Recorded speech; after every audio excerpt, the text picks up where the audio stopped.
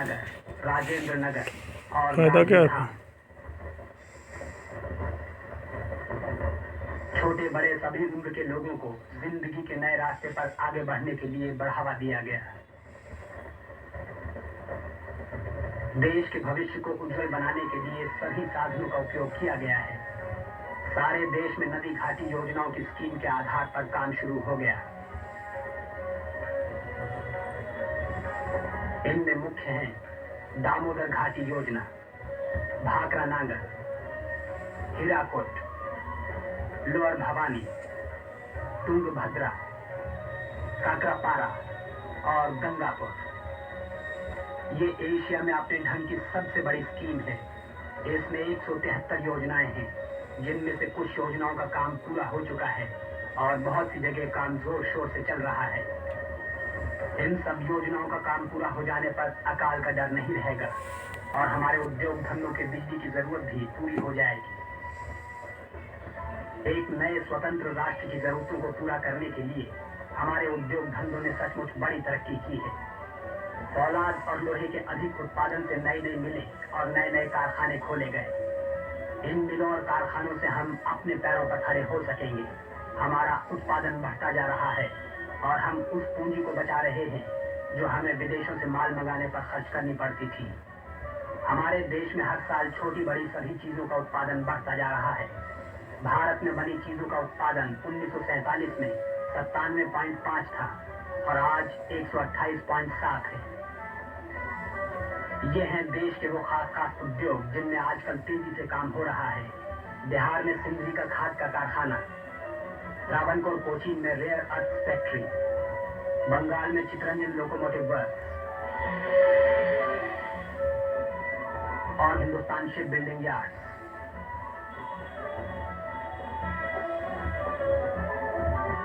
मैसूर में Hindustan aircraft factory हाल ही में खोली गई है।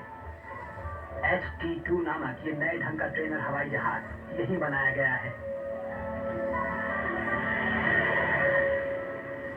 वैज्ञानिक शोध का काम भी प्रगति कर रहा है। देश के अलग अलग हिस्सों में 11 राष्ट्रीय प्रयोगशालाएं खोली जा चुकी हैं। इन सब संस्थाओं में हमारे देश के युवा वैज्ञानिकों को शोध कार्य करने की पूरी सुविधा मिलती है।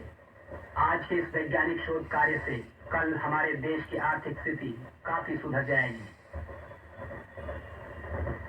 हमारी आर्थिक स्थिति मजबूत होती जा रही है, आने जाने के साधनों के विकास से भी। कांडला जैसे बंदरगाहों के बन जाने से नए नए नगर आबाद होंगे। हमारी रेलवे ने सेवा और तरक्की के 100 साल पूरे कर लिए। 3 नई रेलवे लाइन बनी, कांडला से डीसा तक, आसाम रेल मार्ग और जलंधर से पठानकोट तक।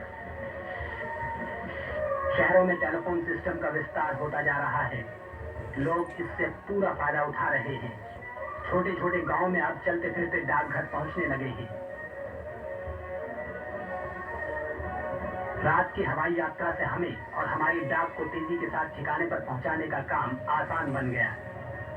हवाई यातायात का इंतजाम सरकार ने अपने हाथ में ले लिया है। इससे उड़ान की दिशा में तरक्की होगी।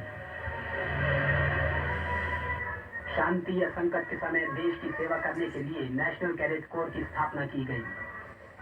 नेशनल कैडेट कोर और प्रादेशिक सेना हमारी दूसरी रक्षा पंक्ति है, जिनमें नागरिक भर्ती किए जाते हैं। आजकल लोग इनमें बड़ी दिलचस्पी ले रहे हैं। अधिक अनाज पैदा कर अकाल का मुकाबला करने वाले हमारे जवानों को सरकार पुरस्कार देती है। यहाँ इन्हें ट्रैक्टर दिया जा रहा है।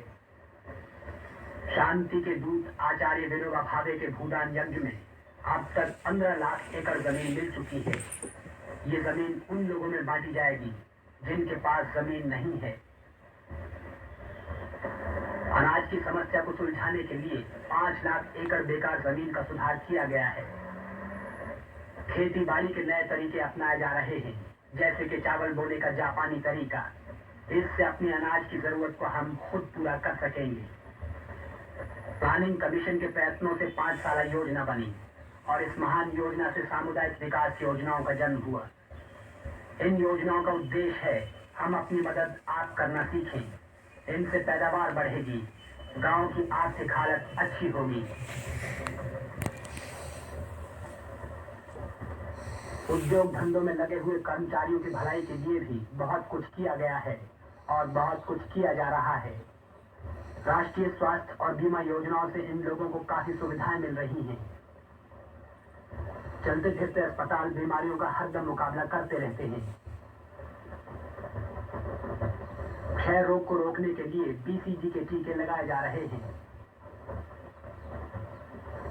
मलेरिया की रोकथाम के लिए भी कोशिशें की गई हैं और वे कामयाब साबित हुई हैं। अनपढ़ लोगों को पढ़ना लिखना सिखाया जा रहा है। बड़ी उम्र के लोगों को पढ़ाने और समाज शिक्षण योजनाओं के काम में बड़ी तरक्की हुई है। इस तरह छोटे बड़े सभी उम्र के और सभी वर्ग के लोग शिक्षा के उजाले में आगे कदम उठा रहे हैं।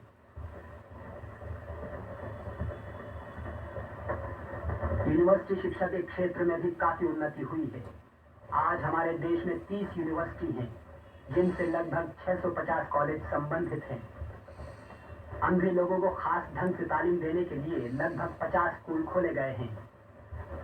भारत की कई भाषाओं में ब्रेल तरीका अपनाया गया है। सांस्कृतिक क्षेत्र में देश की कलाओं के विकास के लिए संगीत नाटक एकेडमी की स्थापना की गई है।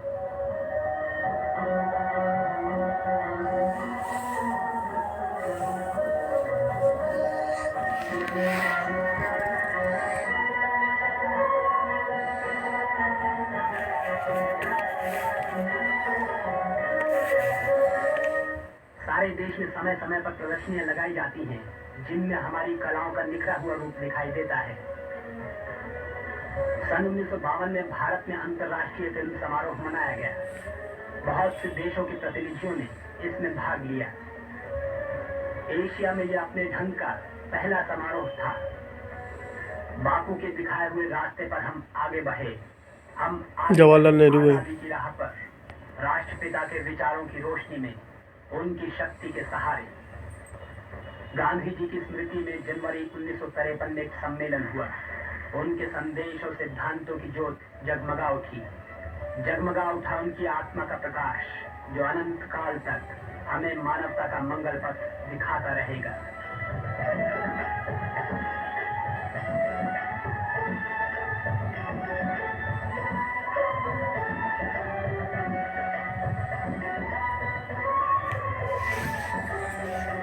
समाप्त।